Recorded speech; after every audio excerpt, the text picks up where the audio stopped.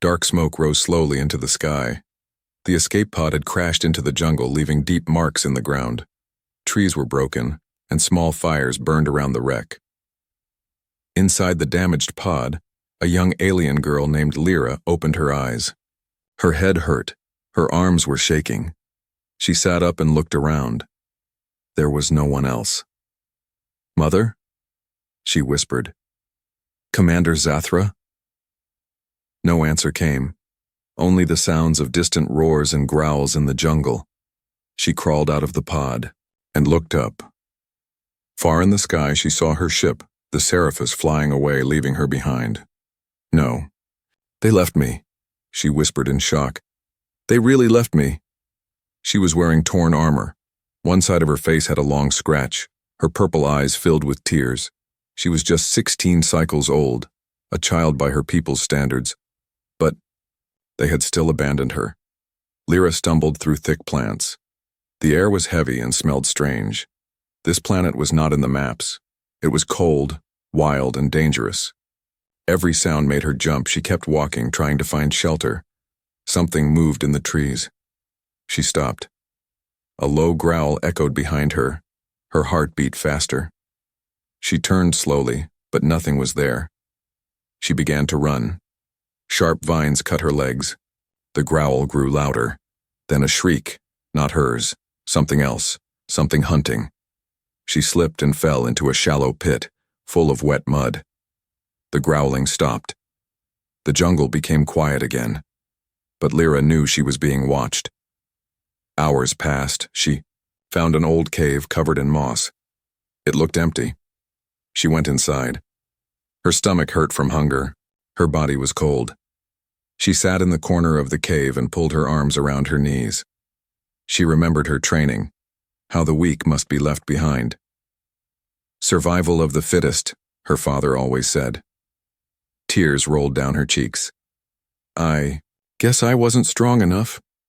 Suddenly she heard a sound from the back of the cave. Crack. A bone snapped. Her eyes widened. She wasn't alone. She stood slowly. Her legs shook. From the darkness, 2 yellow eyes opened. A large shadow moved toward her. It was a creature. 6 legs, sharp teeth, and claws longer than her arm. She backed away. "Please, no." The creature jumped toward her. A loud blast of energy stopped it mid-air. The monster flew back and hit the wall hard. Smoke filled the cave entrance. A figure stepped in. Not alien. Human. The human was tall, wearing worn-out armor and carrying a strange weapon. His face was half covered in a visor.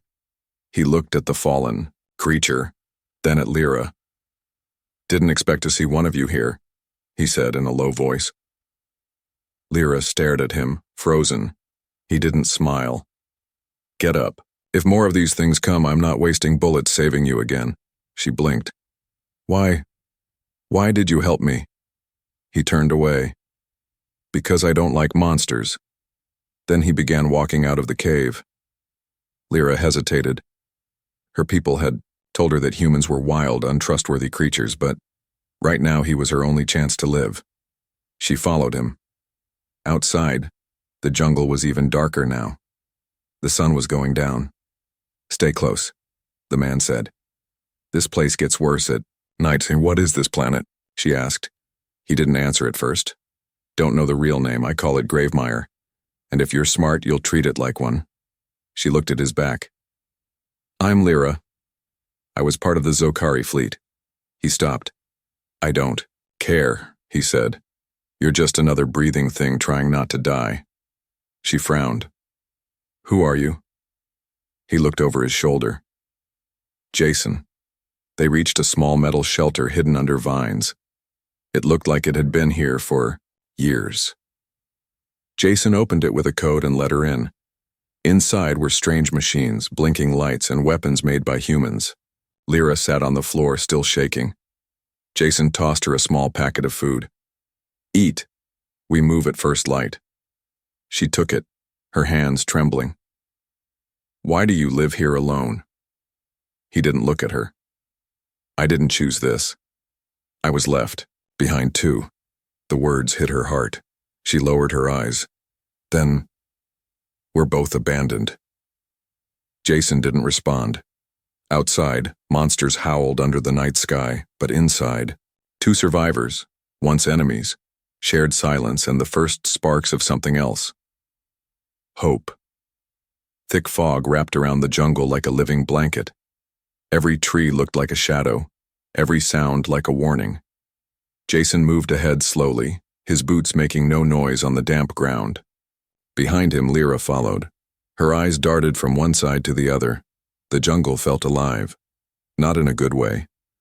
A strange clicking sound echoed through the fog. Jason raised his hand. Lyra stopped. "Don't move," he whispered. From the left, a long, dark creature slid across the ground, 8 legs, no eyes, and a mouth full of tiny, sharp teeth.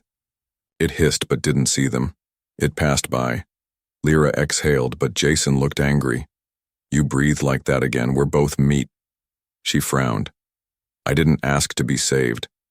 "No, you just screamed loud enough to wake half the planet." They continued walking. Lyra's body ached. She wanted to sit, she wanted food, but most of all she wanted answers. "Jason," she asked quietly, "why are you here? Alone?" Jason didn't answer. "You were left too, weren't you?" Still silence. She kept going. The fog got thicker. Suddenly Jason stopped and pressed something on his wrist. A small screen lit up. Red dots blinking fast. Something's coming. Lyra's heart raced. More creatures? No, this one's different. Bigger, smarter. He turned to her. "You really want to live?" She nodded slowly. "Then run." They ran through the jungle. Strange plants slapped their faces. Branches broke under their feet. Behind them, thunder-like stomps shook the ground. Lyra looked back and froze. A giant beast, nearly 5 meters tall, with arms like tree trunks and eyes glowing green, smashed through the trees. "Don't stop," Jason shouted. "That thing hunts heat." They reached an old crashed ship buried in vines. Jason dove into a side hatch and pulled Lyra inside. Boom! The beast slammed into the side. Jason pressed a switch. Metal doors sealed shut. Darkness. Silence. Only the sound of Lyra's shaking breath. Inside the ship, Jason lit a small lamp. The light flickered. Lyra sat on the floor. "What is that thing?" "I call it a grim howl," Jason said. "Big, mean, and it never forgets your scent." "Have you fought one before?" He sat across from her. "Twice. Killed one. The other, I ran." She watched him closely. "You act like a soldier." "I was," he replied, "till my team left me behind." "Why?" He shrugged. "Orders changed. I didn't." The inside of the ship was like a time capsule. Broken tools, old food packs, dried blood on the walls. Lyra touched one symbol carved into the wall. It wasn't human. It wasn't hers either. "Who were they?" she asked. Jason looked at the wall too. "No idea. But something tells me this planet has had many victims." He stood. "We rest here for a while, then move." "Move where?" "To an old human outpost. Might still have power, weapons, answers." Lyra tilted her head. "Why are you helping me, Jason?" He didn't look at her. "Because once someone tried to help me, I pushed them away. They died." Silence. Then a low, dragging sound echoed outside. Jason froze. Lyra whispered, "It followed us." The grim howl was outside. They could hear its claws on the hull, sniffing, searching. The metal creaked. Jason pulled a small box from his belt. "Thermal bomb," he said. "Can blind it, but only once." Lyra watched as he set the device and attached it to the ship's air hatch. "You're going to lead it away," she said slowly. Jason nodded. "It follows movement. I run one way, you run the other." "No," she stood. "It'll kill you." He gave a dry smile. "Maybe, but it won't get you." "Why do you care? I'm not your kind." Jason looked straight at her now. "You Remind me of my daughter. Lyra's mouth opened slightly, but she said nothing. Boom! The air hatch burst open. Jason threw the bomb and dove outside, shouting. The grim howl roared and chased him through the fog. Lyra ran the other way. She ran, until her legs gave out. She collapsed under a giant root, gasping for breath. The forest was silent again. Jason? She waited. 10 minutes. 15. Then, out of the fog, he appeared, blood on his face, limping. You didn't run far enough, he said with a tired smirk. You came back, she whispered.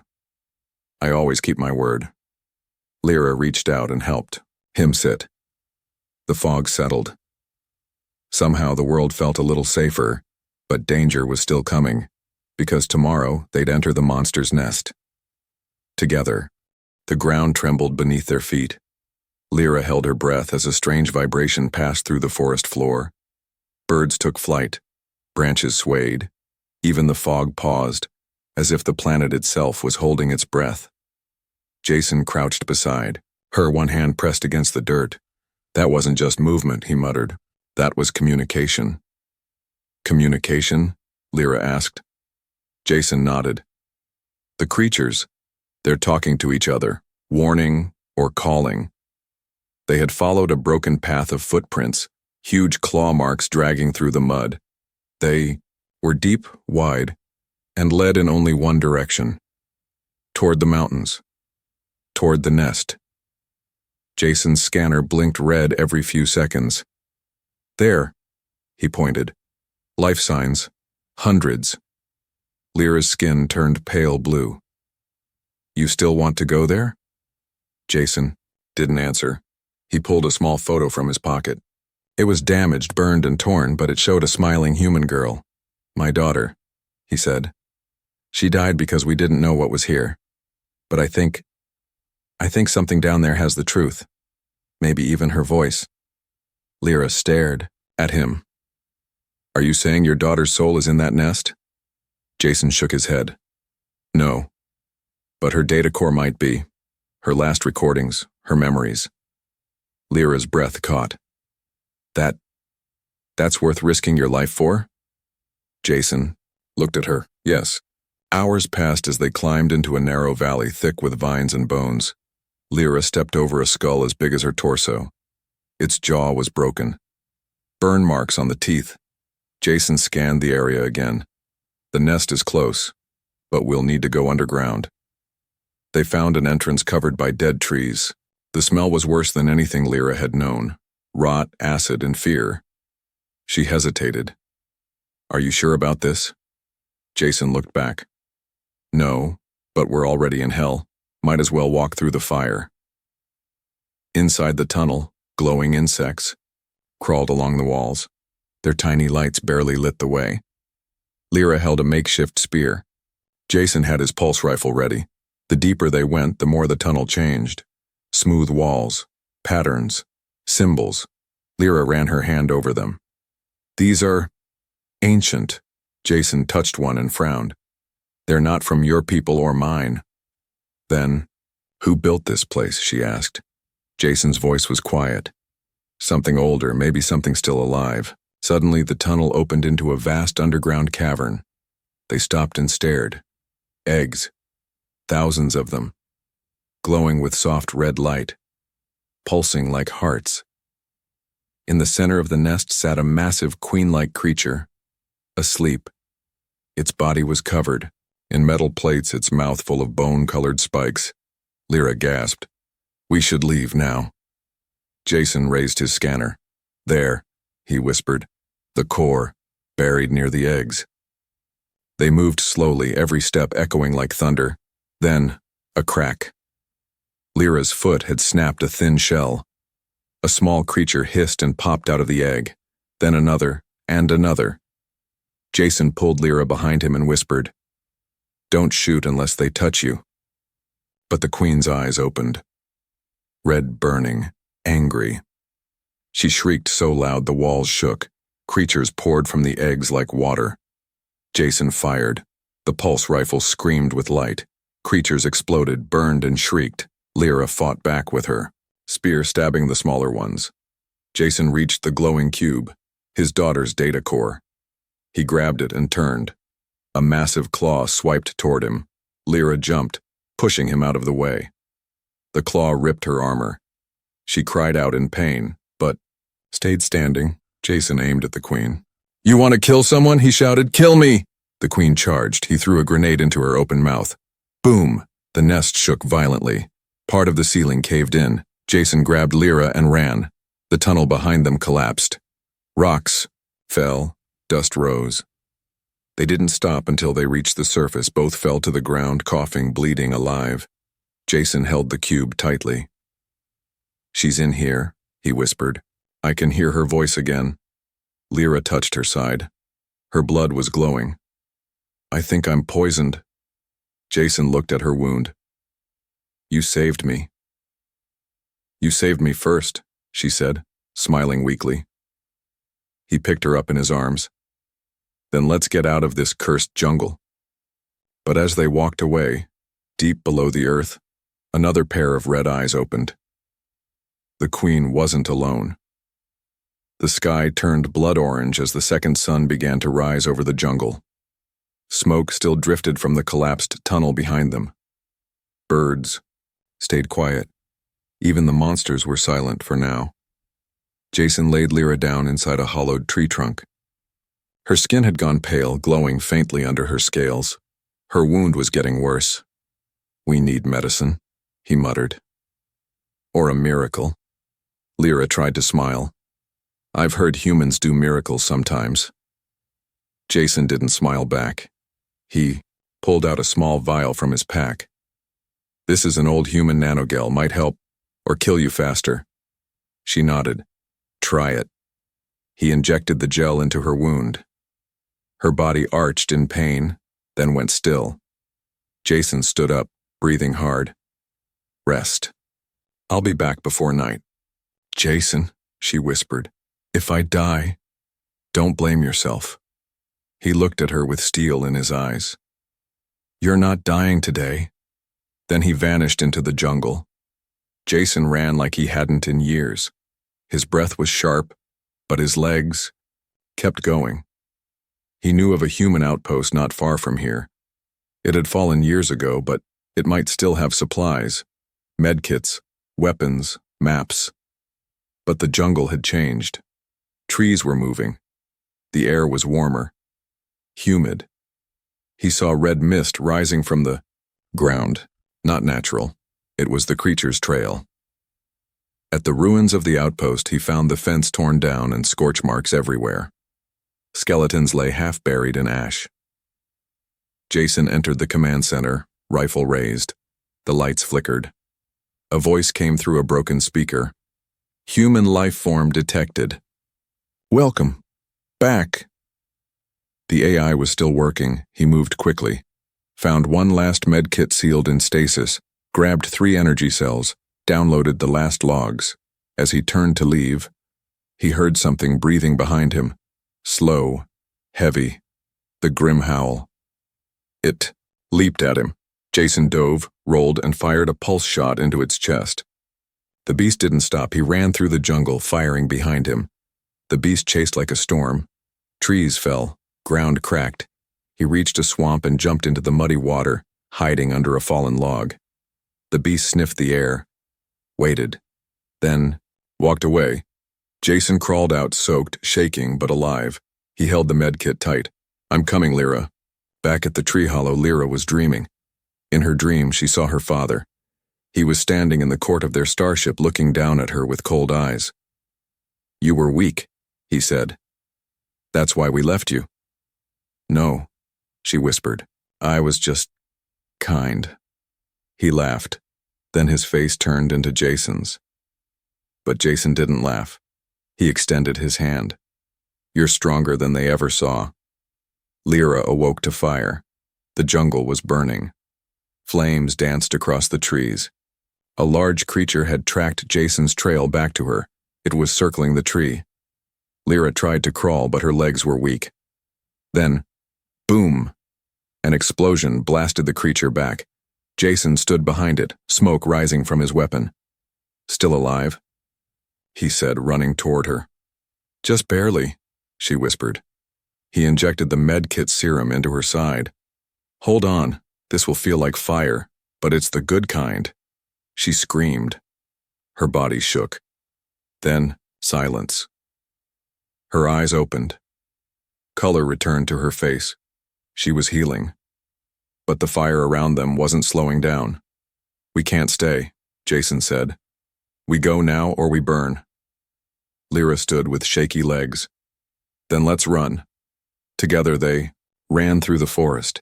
Trees fell in flames behind them. Ash rained like snow. Creatures screamed as fire consumed everything. Jason and Lyra reached a high cliff. A river roared below. No time to climb down, Jason said. Jump, jump. They held hands and leapt. They landed hard, underwater. Cold, rushing. They surfaced, coughing and laughing, alive. Jason dragged them to the shore. Lyra lay on her back, breathing heavily. Is this still the same planet? Jason looked up at the smoke-filled sky. If it is, we're about to change it. She smiled weakly. Jason? Yeah? Thanks. For saving me again. He nodded. You're not alone anymore. Lyra. But neither of them noticed. In the shadows of the burning jungle, a drone had watched it all, and now it was sending a signal to her people. A cold wind blew through the valley. Jason and Lyra sat by a shallow stream, their clothes still wet from the river jump. Lyra's wounds had mostly healed, but something inside her felt uneasy. She looked up at the sky. A low hum echoed across the clouds. Jason stood up fast, scanning the horizon. That's not thunder. Lyra's heart dropped. No, it's them. A sleek silver alien ship broke through the clouds, wings folding as it hovered silently above the forest. It didn't land right away. It simply floated, watching. Lyra stood slowly, her legs shaking. They found me. Jason stepped beside her. Friends of yours? No, she said with bitterness. They're my people, the Zokari High Council's personal guards. Jason narrowed his eyes. And they're not here for tea, are they? The ship landed with a soft hiss. 4 tall Zokari soldiers stepped out. Shiny armor, no faces behind their helmets. One held a glowing staff. A 5th figure emerged behind them. A woman with violet skin, gold markings, and eyes colder than space. Commander Vesa, Lyra's mother. But there was no love in her eyes. Vesa stared at Lyra like she was trash on the ground. You survived. Impressive, she said without emotion. Lyra's voice trembled. You left me to die. Vesa tilted her head. You were a liability. You still are. Jason stepped forward, hand near his weapon. Back off. The guards raised their weapons instantly. Touch your gun, human, and you'll die before you blink, Vesa said coolly. Jason didn't move. Lyra's voice rose. I'm not going with you. Vesa sighed. You don't get to choose. Lyra stepped closer. I do now. I'm not yours anymore. Suddenly, one of the guards grabbed her arm. Jason's rifle fired in a flash. The guard dropped, screaming in pain. Next one loses a head, Jason said coldly. Vesa's eyes flared. You dare interfere? Jason stood between Lyra and the soldiers. I don't care who you are, she's not going anywhere unless she wants to. Lyra looked at him, stunned. No one had ever stood up for her like that. Not even family. Vesa raised her hand. The guards lowered their weapons. You would fight the Zokari Empire for this girl? She asked Jason. He didn't blink. She fought. For me first. Vesa turned back to her ship. So be it. She chose her side. Let her die with it.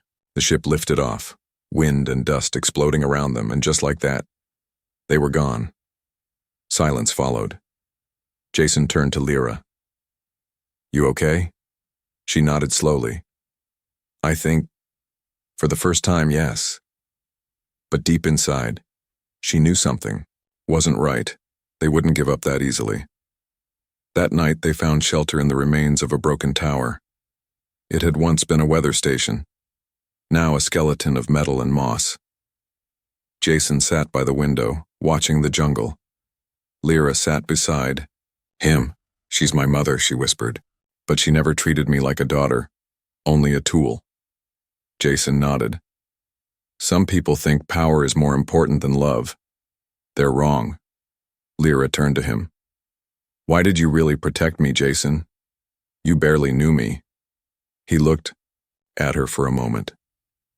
"Because I know what it's like to be left behind. And I promised myself I'd never let it happen to someone else again." Before they could speak more, the tower lights flickered. Jason stood up. "Someone's jamming." The power. Outside, drones buzzed like flies. Lights blinked from the trees. They were surrounded, but not by monsters. The Zokari had returned. A voice echoed from a speaker attached to one of the drones. "This is your last chance, Lyra Zokari. Surrender peacefully, or we destroy everything." Jason raised his gun. "Let them try." Lyra touched his arm. "No. If we fight now, we die." She looked up, fire in her eyes. "But I have one more idea." Jason blinked. "I'm listening." She opened her palm. A small energy crystal glowed softly. "My mother forgot. I still carry my inheritance." A command signal. Jason's eyes widened. "You can override their ship?" Lyra nodded. "Not for long, but long enough." As the drones closed in, Lyra sent the signal. Above them, the Zokari ship's lights flickered. The engines stuttered. Jason grabbed her hand. "Now's our chance." They ran into the jungle as the ship began to lose balance, crashing sideways into the trees. Explosions followed. Flames rose into the sky. Lyra turned once to see her people's ship burning. She whispered, "I'm not theirs anymore." Jason smiled. "You never were."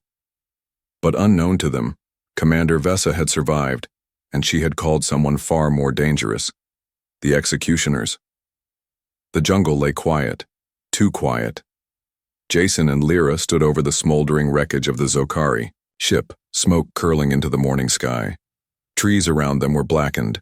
Burnt metal hissed. No soldiers moved, but Jason didn't lower his weapon. "This isn't over," he muttered.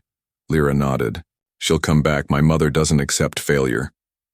Suddenly, Lyra dropped to her knees. Jason rushed to her side. "Lyra!"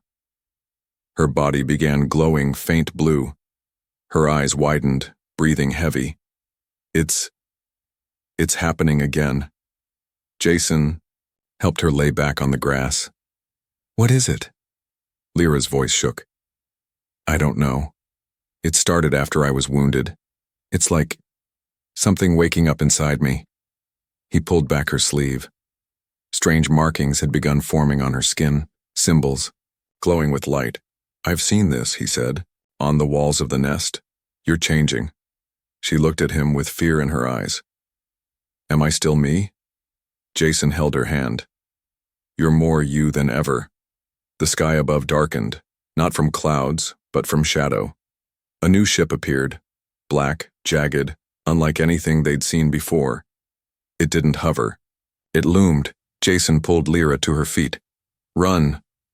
Now." But it was too late. Figures in black armor dropped from the ship. 7 of them. They moved like smoke, silent, deadly. Lyra froze. "The executioners." Jason raised his weapon. "Who?" "They're not soldiers," she whispered. "They're erasers. My mother called them when someone had to be erased from existence." One stepped forward. His voice was mechanical, deep.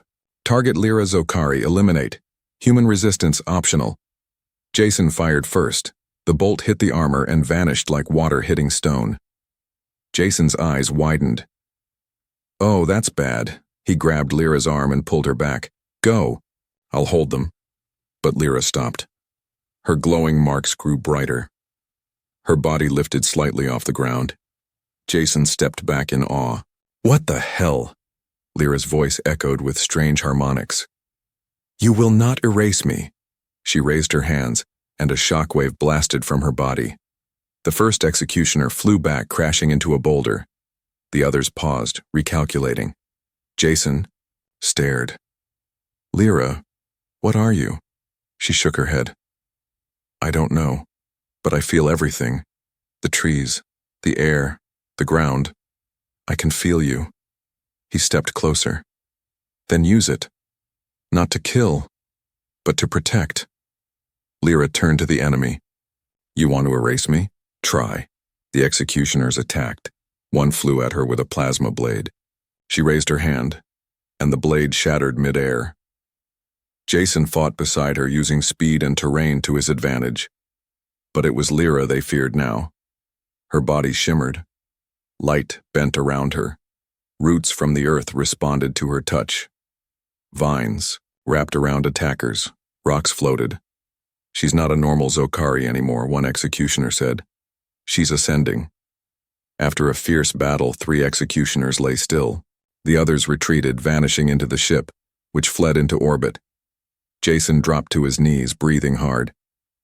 "You did it." Lyra stood silent, her hair floating as if in zero gravity. But then, her body dropped to the ground. Jason caught her just in time. Her eyes fluttered. "Too much power." He held her tightly. "You did enough. Rest." They camped that night under the stars. Lyra lay asleep by the fire, her skin still faintly glowing. Jason watched her, thinking, not just about her power, but what it meant. She wasn't just another alien girl anymore. She might be the key to something far greater. He pulled out the data cube, his daughter's last memories. He looked at Lyra, then at the cube. Somehow, they felt connected. "Who are you really?" he whispered. But Lyra didn't answer, because far away in a throne room made of crystal and darkness, Commander Vesa bowed before a hooded figure. "She has awakened," she said. "And now, not. Even I can stop her." The figure leaned forward. "Then bring her to me, alive." Dawn was rising, not with peace but with a promise of war. Jason packed the last of their supplies as Lyra stood at the edge of a cliff overlooking the valley. The jungle below was still scarred, burned, broken, twisted by battle. Smoke rose in slow spirals. Her glowing marks had dimmed overnight, but her heart burned brighter than ever. "Jason," she said softly, "I had another vision." He turned. "Another dream?" She nodded. "No. More like a memory. But it wasn't mine. I think it came from the nest. From the ones who came before." Jason stepped closer. "What did you see?" Lyra's voice was calm but heavy. "I saw this world burn before. I saw it destroyed by those in black armor, the executioners. And now they're coming back. Not just for me, but for Earth. For everyone." Jason clenched his fists. "Then we stop them. Here. Now." Hours later, they reached an old mountain fortress. Half human tech, half Zokari ruins, lost to time. Jason activated an old power grid. Lights flickered on. Defense turrets turned. "This was a joint outpost," he said. "Built in the early days of peace between humans and Zokari, before the betrayal." Lyra ran her fingers across an old emblem. 2 hands, 1 human, 1 alien, locked together. "I want to believe peace is still possible," she said. Jason looked at her. "Then fight for it." A sound like thunder cracked the sky. The black ship returned, twice as large now, its hull glowing with strange symbols. From the belly of the ship dropped dozens of executioners.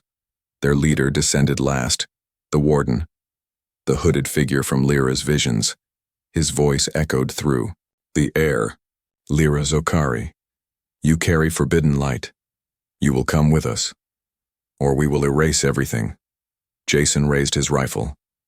"You'll erase nothing." The warden ignored him. "You are not chosen, human." Jason smirked. "No, I'm just stubborn. The Battle began. Jason led the assault, activating turrets, setting traps, using every human trick he had left. Drones flew, bombs exploded. For every executioner that fell, 2 more arrived.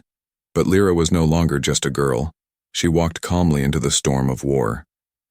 With every step, the earth responded. Stones lifted, fire bent, winds circled around her. When an executioner tried to strike her, his blade melted before it touched her skin. She raised her hand and a wave of light knocked back 10 enemies. The warden stepped forward, raising a black staff. "You cannot control it," he said. "The power will burn you." Lyra shook her head. "It doesn't control me anymore. I choose to protect." Jason was surrounded. 3 executioners pinning him down. He fought with everything he had, but age and wounds were catching up. One blade cut into his shoulder. Another hit his leg. He fell, blood in his mouth. Lyra turned, eyes wide. "Jason!"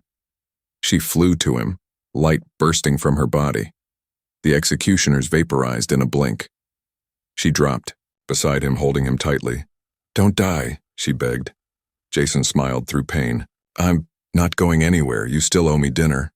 She laughed, then cried. But there was no time. The warden struck her with a pulse of dark energy, sending her flying. He raised his staff again. "Now, I take the light." As he stepped toward her, something fell from Jason's hand. The data cube. It rolled toward Lyra. She reached for it, and when she touched it, everything changed. Her body lit with gold. The marks on her skin burned like suns, and in her mind she heard the voice of Jason's daughter. "Thank you for saving him." Tears ran down Lyra's face. She stood again, stronger, brighter. The warden stepped back. What are you?" Lyra's voice was no longer just hers. It echoed with 1,000 voices, those who had died, those who had fought for peace. "I am the bridge between what was and what could be." She raised her hands. Light filled the sky. When it cleared, the warden was gone. The black ship had vanished. The executioners had scattered. The battle was over. Jason sat up slowly. "Did we win?" Lyra knelt beside him. "We survived. That's a start." He looked around the destroyed valley, then at her. "You're not just a girl anymore," she smiled. "No, but I'm still Lyra." He took her hand. "So what now?" She looked to the stars. "Now, we build a new future."